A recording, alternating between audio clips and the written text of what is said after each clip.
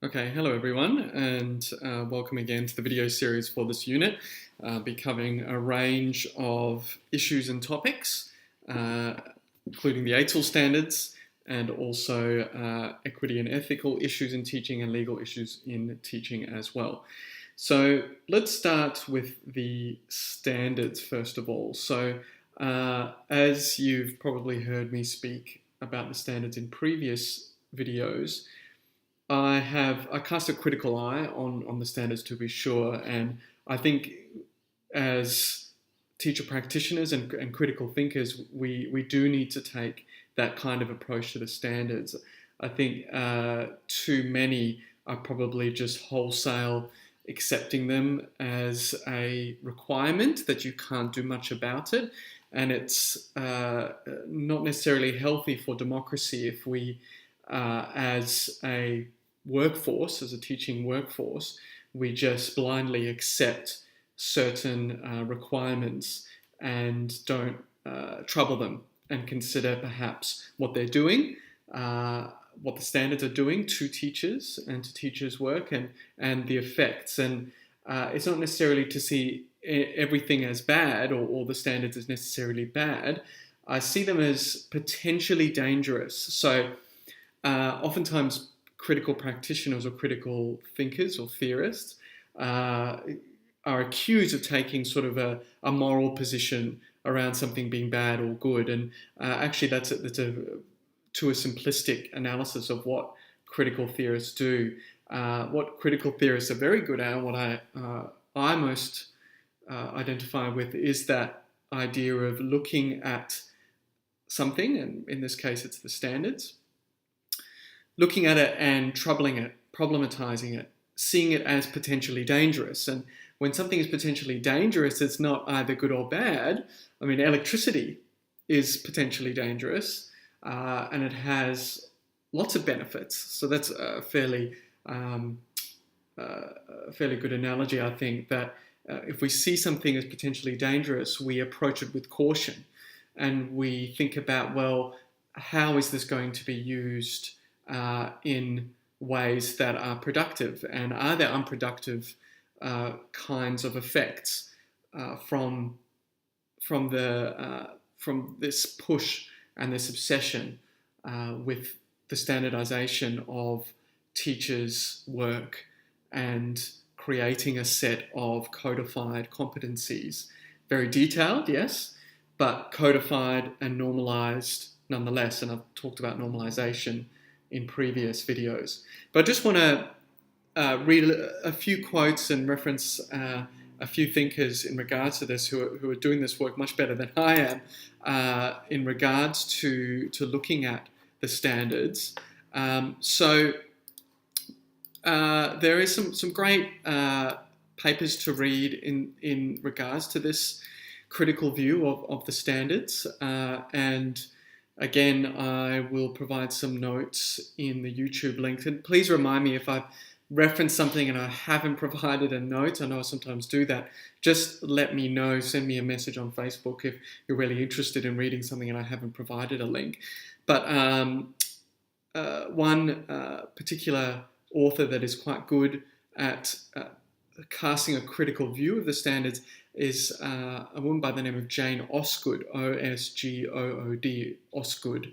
And her 2006 paper, she's an early childhood practitioner, but she does a very good job of looking at education more broadly and what standards are doing.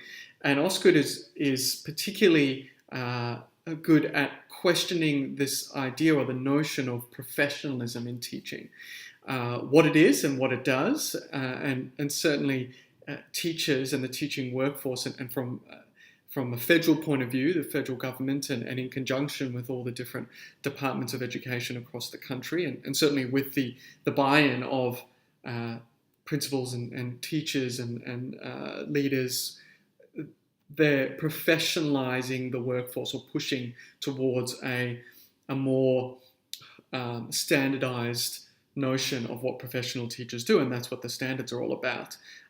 So Osgood suggests that the way that professionalism in teaching is presented, particularly to yourselves as pre-service teachers, as this this is a quote, as an apolitical and common sense construct broadly defined by specialist knowledge or qualifications, meeting high standards, self-regulation, and a high level of autonomy. And she says that we need to problematize the accepted norm of professionalism discourse. And she considers it as a mechanism for control wherein sites of power are created, in which the naturalness of neoliberal conceptualizations of professionalism become embedded in the rhetoric of state agencies.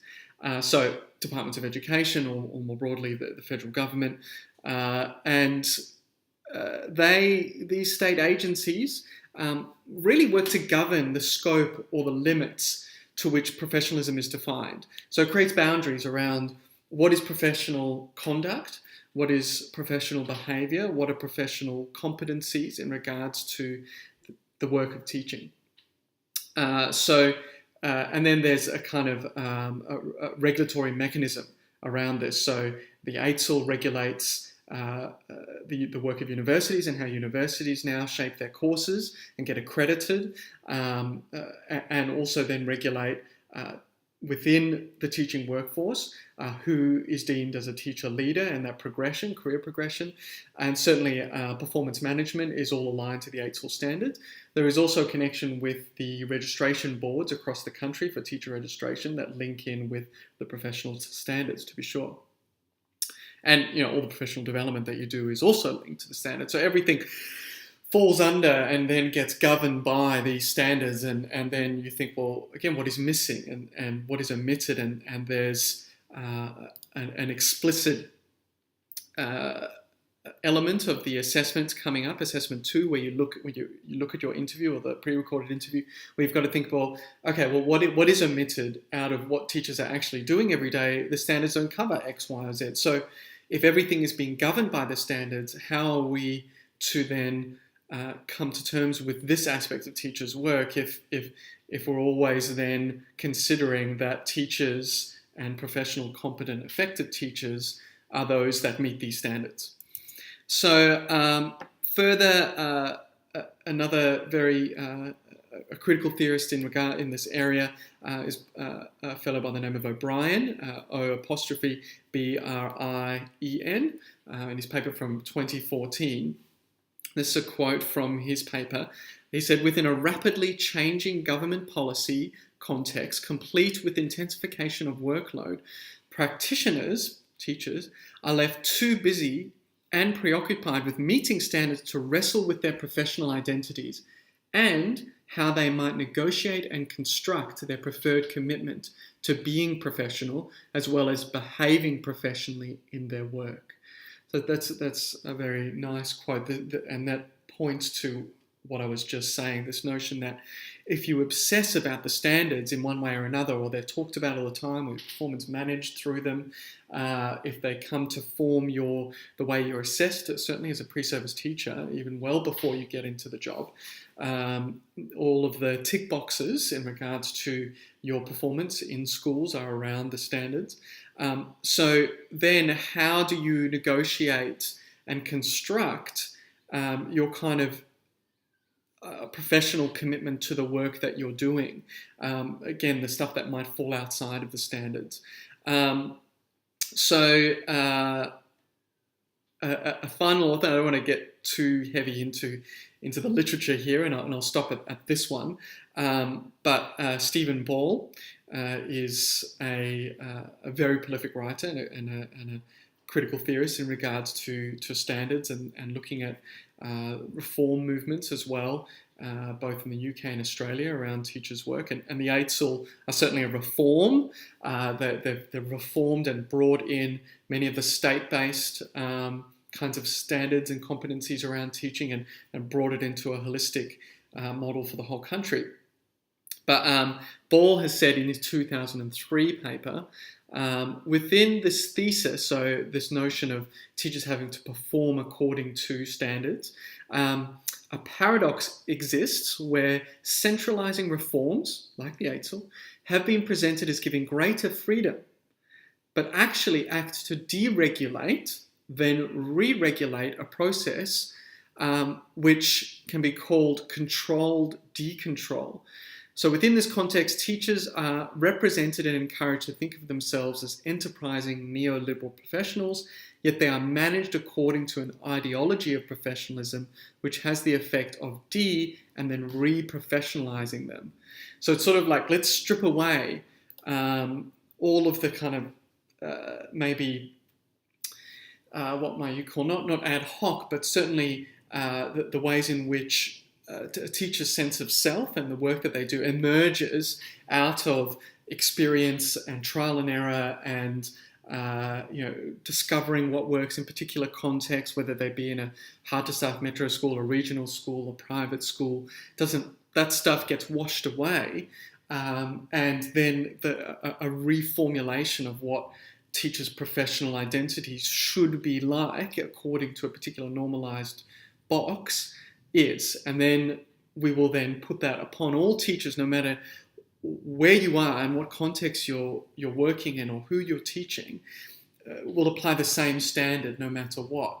I think there's a lot of issues with that, considering that teaching is such a highly contextualized profession, that the work that, certainly if you've been watching the testing teachers and looking at the regional remote environments and some of the more challenging metropolitan schools in our country, and the huge differences. I mean, obviously there's some commonality that teachers are dealing with every day and challenging behaviour, etc. But how contextual the work is in regards to those different environments. And then again, you go into a private school, a very funded private school, an elite private school, and it's a different context again. And so I think it's good that we need to be considering what is a professional teacher, what is that? I think the question needs to be asked. I think having a formalized, pre-prepared answer to that's standardized across every kind of teacher in our country is dangerous. I think that, and I hope that you come to see that as well in regards to your analysis. You may not, you may think, I don't know, so I don't know if I want to take that critical view. I don't see it that way, and that's fine. And I want you to argue that too. Perhaps the teachers you speak to don't see it like that, and it's perhaps only us academics that are kind of working in this space and going, hang on a minute, we need to sort of question the taken for granted assumptions around the AITSL standards. And I want you to argue for that. I think that's important as well, because part of what you're doing is you're speaking to teachers on the ground, and maybe there's far more pragmatic concerns than we need to really question these AITSL standards. But regardless, I think it's important that you engage with, for yourself, how are you being governed as a pre-service teacher through the standards? So through them, how are you being governed in a certain way, governed to act a certain way, governed to think a certain way, governed to feel a certain way? And linking back to my previous videos on emotions and emotional expression in teaching, if you look through the standards, there's no reference to the emotional work of teaching, the care of teaching, what's sometimes known as the ethic of care. There is nothing about empathy. There is nothing about resilience. I don't want to talk about resilience necessarily, but and I think I mentioned that, not being a resilient expert, it's an interesting concept, but you won't find that in the standards. So for me, I do take issue with that. And obviously there is a problem as well of creating another set of competencies about the emotional work that teachers do. I think that's not the answer either. But I think completely omitting care, empathy, and emotions in what we deem to be teachers' work is also a significant issue in the standards. So brief, but I hope I'm going to end this video here. Hopefully just raise a few questions for you around the standards. Have another look at them. Perhaps reconsider your position in regards to them and perhaps what they're doing to you, us, the profession, teachers in general, because again, thinking, and if we go right back to the beginning of the unit where we looked at kind of the whole landscape of the modern teacher and what the work of teaching is, I think the AITSL standards are just one part of an ensemble of forces that are looking to shape and govern teachers' work. And the Australian curriculum is another one. And they're sort of enjoined. They're enjoined together. And if you look at the history and trajectory, they follow a similar path. The Australian curriculum and the AITSL standards sort of go in lockstep. And then as well, this obsession of standardized testing seems to also be driving all of this as well. So it's all working together. But anyway, so I'm going to pause it there. Next video, we'll just talk about kind of ethical and equity issues in education and my perspective on that.